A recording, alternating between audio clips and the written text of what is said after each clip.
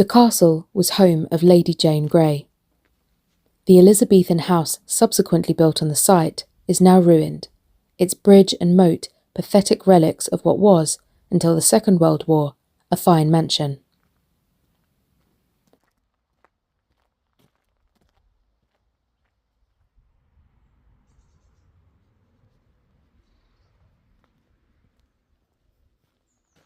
The church next door is a rarity, one of the few 1,000 best churches still urgently needing restoration.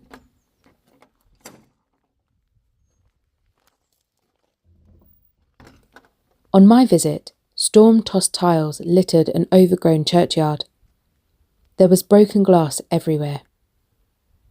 The adjacent village seemed to have turned its back on the place in embarrassment.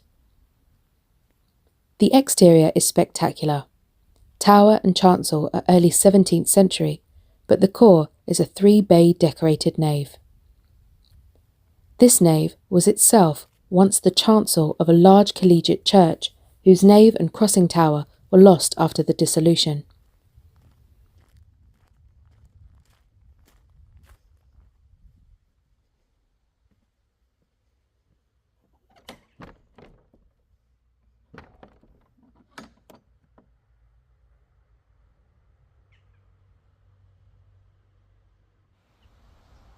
It had been built on the eve of the Black Death in 1343 by Sir Thomas Astley.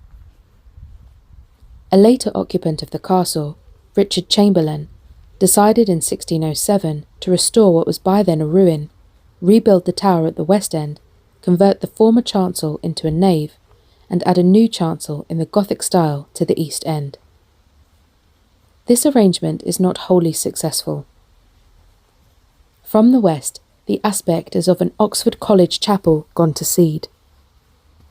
The nave still looks like a chancel with longitudinal seating and choir stalls. The new chancel beyond is more a private chapel with a Gothic plaster ceiling. On either side saw 3 big windows with decorated tracery. 2 of these are teardrop and 1 fleur-de-lis on the north side. The converse on the south side, typical 14th century wilfulness. The east wall, above the arch to the new chancel, carries the tracery of the old perpendicular east window, now blank. The walls round these windows are peeling, although intermittently covered with post-Reformation biblical texts. In the window heads is medieval glass, jumbled but colourful. The effect is rich and eerie.